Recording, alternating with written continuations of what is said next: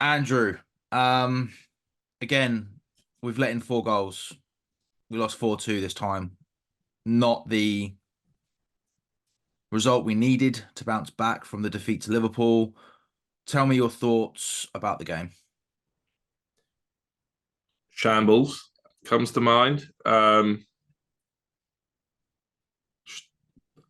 There's an element of luck with their goals, but you can't give chances away that are that straightforward. And they got deflections. They got carried a bit of luck, and we didn't take our chances at the other end. We had a fair few. Sterling should have scored. Jackson should have scored. Um, Maybe we should have got a penalty. I was going to ask you about that because there was 3 penalty shouts, one of which I don't think was a penalty, which was Jackson. I think he needed to be. I think he stumbles. I think he needed to be stronger. Enzo, do you know what? 50-50. There's definitely a bit of contact, but I think with the camera angles that we had, it was hard to see. I think Gallagher's a penalty. I really do think Gallagher's a penalty. I mean, they're ones where if you make that much contact on someone's foot, it's a penalty. But for some reason, if you shove them from behind, it's not. Um, Well, the commentator said like he's stumbling. It's like, yeah, he's stumbling, but he goes down because he's been shoved in the back. And to be fair, they even said again, or maybe he's lost control of the ball again, like he did against Liverpool. He mm, lands on the ball. Like it doesn't make any sense. Like, don't get me wrong, it's not a massive thing, but again, it's a momentum change, but it's a penalty to me. It really is a penalty to me. yeah. Um, I was more incredibly frustrated with how badly Chelsea were playing, and just didn't. We created a few chances, but we didn't look like we were trying to do anything with the ball for a lot of it, and they outran us in midfield. I'm pretty sure they only had two midfielders on, but it looked like they had three and we had two. Um, they obviously had certain players that they were targeting, and that sort of triggered the press. Our passing wasn't good. We kept giving the ball to players that didn't really want it, that had players very close to them when that player had a lot of space. And Caicedo got hospital passed a couple of times. Um, I think that's the Thiago Silva. And we don't help ourselves. We want to play it around the back, but we don't actually have the players that can receive the ball with a player 2 yards away from them and take it past them and not cock it up. And Wolves are very good at pressing at the right times, and they won the ball high up on a number of occasions. And I think this is something that is going to now come up time and time again because anyone that's watching Chelsea games of how do we beat this team, they go, right, if we press them, they will falter, like they will make mistakes, and there's goals there. Um, and I don't really know how you fix it, to be honest. From my perspective, the only way I see it working is something that I saw in the Wolves game in the second half early on was Caicedo dropping to the centre of the centre backs. The only problem with that is then you get Thiago Silva wide getting done by Pedro Neto, um, which is incredibly problematic.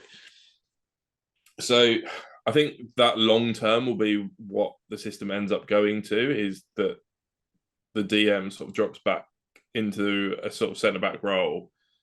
Then we end up with three centre backs. You've got left and right back high and wide, which was what they started doing that second half, which then allows the wingers effectively to take up the pockets of space that Cole Palmer likes to take up in between the midfield and Yeah. defence and either pull someone towards them. I think that's the best that we're going to get with the current squad as we're doing it. Problem is Thiago Silva doesn't really fit into that because that is when his pace just kind of gets exploited. And I think, Again, I think that's a long-term thing that they probably work towards because all the clues coming out of the club and from Thiago himself would suggest that he will not be at the club next year or next season. yeah, and I can see him dropping out towards the back end of the season if Cole gets fit. I could see him doing Cole as Azzy. Um, assuming we've got a left and right back that fit. So yeah, I think that's the best we're going to get to. We don't, because otherwise we don't seem to be able to involve our striker in the game at all. Yes and no. I disagree. I think when Nkunku's up top, it's different. I think he's more intelligent. He makes more intelligent runs. I think he was unlucky. He had a chance where hang on, I wrote it down. Nkunku was it cross from Gusto. So yeah, Gallagher crossed the ball over to Gusto. Gusto got in behind and then crossed the ball into the box along the floor. And Nkunku was just too static. Like he was not that far away from it, but he didn't Mm. he was a bit static. And he's normally the one that's a bit more alive. But I think His runs are better. part of me just thinks that part of the problem with our strikers at the minute is they don't believe that they're going to get the ball because they don't get enough touches. Yes and no. See, I disagree because I think Jackson's had loads of opportunities. Like, I personally just don't think he's good enough.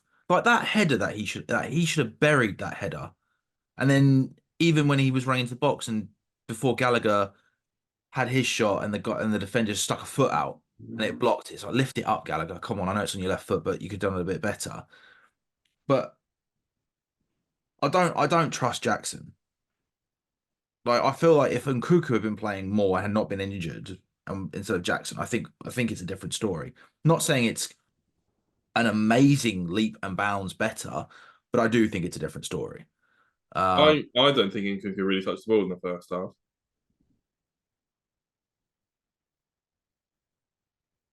Maybe not in that game. I couldn't say yes or no to that, to be honest. I I wasn't watching players' touches in terms of how many they've had. But we do struggle to get into the box. No, you are right. I just think that when they do, but I also think with the quality of strikers that we've had for most of this season, I do think that that has also let us down. Oh, it definitely has. Was what I'm trying to say. But I agree, Yeah, this game, but we know we can't break down a low block. Like we've said that already, and I don't think that for me is not a striker's problem to a full extent. That for me is the midfield not getting the right ball away, poor touches and build up. So it actually means people are able to get back when we do have a slight counter. And then the wingers struggle and there's not enough movement. Everyone's too static for it. Pardon me. yeah. Is there anything that we could have done? Take the first two goals out of the equation because they were both deflections. But with the third and the fourth goal, I mean the fourth goal actually as well was a stupid challenge by Gusto as a penalty. So you take that out of it, and then the third one, Gallagher, Caicedo's literally just gone off, and Gallagher's lost his man and tracks back, but doesn't get tight enough. It's not quick enough to make up the 4 or 5 yards that he was lost because he was unmarked because Cunha was unmarked for that time. Does that? I don't know. It does seem a bit unlucky at the moment. I the problem is I don't think it is. I think at a certain point you go, it's not unlucky we are the masters of our own downfall because we are giving the ball away in such That is true. stupid places. And I think you're right. I think it is an element of the movement is not good enough. There are not enough options, and there's not enough people that want the ball. I think a lot of our midfield quite like hiding unless they can get the ball in the perfect position. And it does seem that a lot of them shift it to Caicedo and expect him to work wonders and sort of just dance up the pitch. Gallagher will, if he's got the ball and he's running towards goal, he will usually try and do something like running forward with it. But a lot of them, we don't have someone that's going to drop deep, pick the ball up, turn with it, and play a killer pass. They want to all faff about with it a little bit. And generally, Wolves did it, I think Liverpool did it a fair bit. Well, not Liverpool. Wolves just did it where they sat back a little bit, and because our defenders can't play killer balls, it means that they can drop slightly deeper and their strikers are marking our midfielders, and then there's Yeah. no space in the midfield anyway. Yeah. I think that's probably the reason why teams don't sit back against City. They don't sit back against Liverpool because the defenders can actually hurt you. So they have to go and challenge those players before they play a long ball. Ours just aren't good enough, and our wingers aren't strong and physical enough to win those long balls against left backs and right backs. No, I agree with that. Sterling's too small. Mudryk can't header. Palmer's too lightweight for that. And I think Noni's too lightweight for that as well. Whereas if you look at Liverpool, I mean, maybe not Salah, they always flick it down the other end, but they've generally got a Nunes out there, or they've got Gakpo out there, or Even Jota's Diaz can do it. Jota's good with his head as well. Diaz is pretty good as well. Yeah. So they have that constant output that they know is there. They can sort of float one up there, or just ping one over there. So, and Mane was good at it as well. And we don't really have an out ball. We don't have a long out ball that we can do, which is why I was trying to get us to play. Well, I wanted us to play Broja because I think he's the best at it in terms of he's the most physical, but doesn't seem to be anywhere near the ball a lot of the time when we do kick it long. I don't know why we don't kick it towards him, but we just sort of kick it miles away. Yeah. So we don't. There's no out ball. There's not enough movement because I don't think we've got those types of players like a Bernardo Silva or Foden, or it's only really Cole Palmer that kind of wants it in there, and they can afford to put 2 or 3 men on him. It's just a bit of a man. Like Sterling did want the ball, and I think he was the only one in the second half that was trying to make himself available noticeably and was trying to do something with it when he got it. Agreed. 100% agreed. But he has to run through 3 men every single time, and he's not going to be able to do that every single time. Maybe we'll do it once in a game, and then we end up losing it, and they're immediately sort of away again. So I think there is a style of football that we can play and be relatively successful. And part of me thinks that it's not the one that we're playing at the minute, and we need to swap the wingers around and actually have wingers that want to attack the byline. So you would do. So just give me an example. If you do Noni on the left, Sterling on the right, Yeah. then your fullbacks can cut inside a little bit because that's where they want to be rather than out wide. Yeah. And it doesn't cause a problem and not everyone's on top of each other. Yeah. Noni can still cut in because he's both footed. Sterling can't really, but at least then we're setting ourselves up for what City did at the start with Sane and Sterling, where one of them goes around the outside, puts actually an okay ball into the box, and the other one stood there waiting to tap the ball in at the back post. And I think that's better than what the fuck we're doing at the minute, because everyone just wants to be in the same space, and no one really somehow even gets anywhere near the striker for us anyway, even though everyone wants to be right next to him. And we're just allowing there to be sort of 5 defenders that are within their own box, like the width of their own box, with no threat outside of getting a decent ball in, so no one has to be out there. And then it's generally just Nkunku in the box, or Jackson, or whoever in the box by themselves trying to win a header. So the ball has to be utterly perfect. If you go down the byline, whip one in, there's always a chance the defender kicks it in, you get a corner, you get something. Yeah, sometimes the goalkeeper's going to dive out and get the ball. But there's something you can do there. No, I think that's worth a go. I agree with that. I also think because Nkuku's been unfit, I do think he's probably our best option as striker, but I do also think that means that when we're then lacking in that number 10 role to support the striker, I don't think we actually have a player outside of Nkunku that can do that job as well. In supporting the striker from the 10 position. And I also agree with you, and I've been thinking this, that the centre backs, bar probably Thiago Silva, but like Badiashile and Dizazi, yeah, you're right. They're not comfortable with the ball at their feet and playing it from the back, which again, which again it's a tough one in terms of, well, we're playing it from the back, but we're actually causing ourselves problems again when you're giving that to players who well, asking players that can't do it to do it. And I do think that puts Caicedo under a lot of pressure because of where he has got hospital passes from midfield wingers cutting in or mistakes, so therefore they've had to recover quickly. It puts him under pressure. If he passes it backwards, he could be putting the defender under pressure, who's also not good on the ball. And then also, if he holds the ball, he's putting himself under pressure in a dangerous area. Yeah, it's one where I think Fofana is reasonable with the ball at his feet and can play a decent long ball. I think Colwell is very good with long balls and can play a They're, very dangerous pass. they're I both think, quick as well.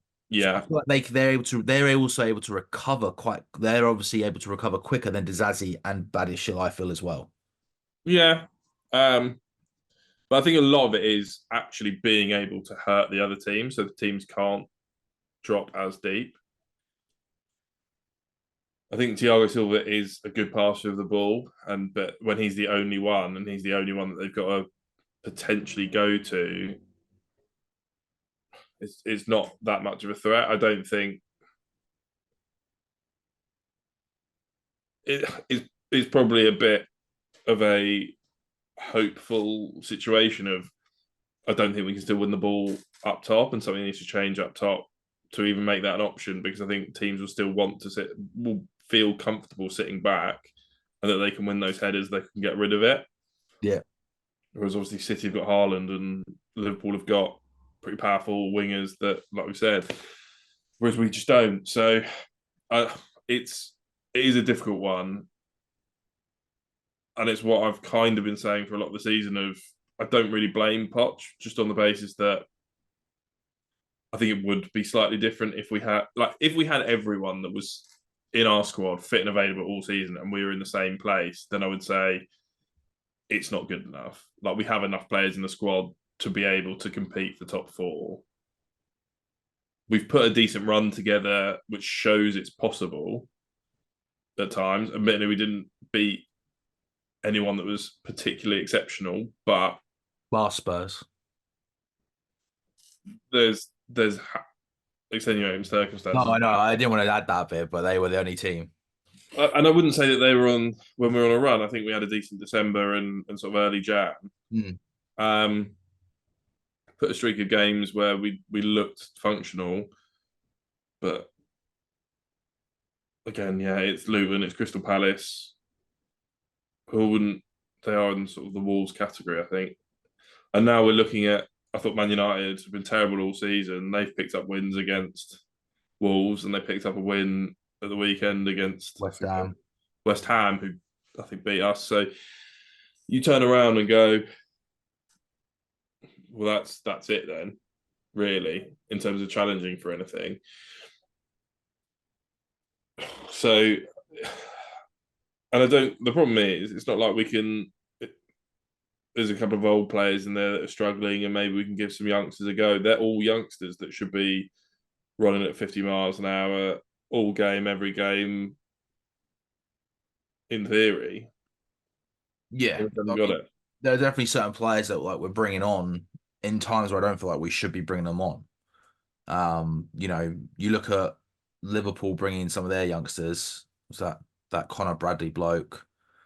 Um, when they started bringing Harvey Elliott a bit more, um, it was always when like they were doing well, they were on the up, and you could afford to bring on a player and give him the opportunity because the team was playing well. It's almost like we're bringing you in because we've got a player that isn't playing well, or we need cover because of injuries. There's Uh, always injuries. yeah, Like, there's not. We haven't been playing youth academy prospects outside of needing them because of injuries. Really, maybe Leo Castledine. Maybe we didn't need him, but we thought it was worth giving someone a rest. And to be honest, he came on in a pretty reasonable situation. But poor Gilchrist is just being brought on because Gusto can't do 60 minutes, can't do more than 60, 70 minutes. So, yeah, I don't know really how we move this forward. team wins games consistently. No, I have to agree with you. You know, I had promise in certain parts. I don't think the midfield is what everyone thought it was going to be. There's been times where it's been good, but as I said before in the past, I think the midfield struggle because when they do have a good game, nothing really comes from it sometimes, well, a lot of the time. You know, the motivation and the inspiration and the drive must be fluctuating most of the time because when they are playing well, you still have the same problem at top and you still have the same problem at the bottom at the back where mistakes happen and you know we concede. But I do think you're right. I do think we there's not a lot more Poch could do. The only way that I'd want Poch to leave is if we're bringing in a really really senior manager who has been there and done it at a fair few clubs, got a really good pedigree, and that's more. Not that I think he'd be able to turn the team around, but it's more so the club can learn from him and be like, well, at this club they do this, and at that club they do that. And Mm. you're doing this. Like it does feel to me like they're treating it like I think I've said this before. You know, you look at the basketball drafts and everyone's going for like the young players and stuff, and it's not necessarily always about what position you need. Sometimes it is, but it's all about getting the best player, the next young player, and then even if you don't need him, you train him up and you do as well as you can for that player, so he becomes valuable, and then Mm. trade him for a player that you actually do need and that you do want in a potentially different position to a team that actually need that player that you've got. And I kind of feel like they've been trying to do that with rookies, and it's not paid off. Yeah. So, bit of a weird session. Sorry, episode. Barely spoken about the actual football game, but I think in some ways it makes sense. Any anything that you want to put up? I mean, to be fair, our goal was a good goal. You must have liked Caicedo's pass through to Palmer. I did. That's when I texted you. So you No, see I it. know. No, I know you did. No, I know you did. I know you And did. then I wish I didn't after Caicedo lost the ball a minute and a half later and they went and scored. But Yeah, we I did move. write that one down. Yep. We Um, move. but again, but I do think that there was some positive play, some positive bits in there. But again, I think if you don't get the deflections, a bit more momentum went our way. Jackson should have got that goal, and I said that Gallagher should have got his fucking goal. So that's two. So that's four for us. Thiago Sterling should have Silva, done better. Sterling could have done better. Silva was unlucky with his first opportunity. He buried his second opportunity from a corner, considering we had 10 corners and they had one. Mm. Um, again, I do think it was a penalty. Um, but at the same time, we are creating problems for ourselves, and that does not help with the shift of momentum. So yeah, do you have a man of the match from a No. Chelsea perspective? When you lose 4-1, no one is the man of the match. It's 4-2.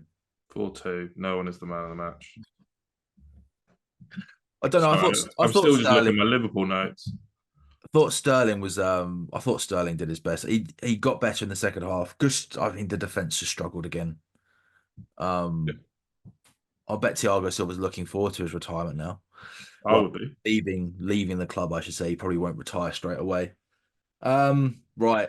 Get some sun in Brazil and maybe a better standard of football for your teammates.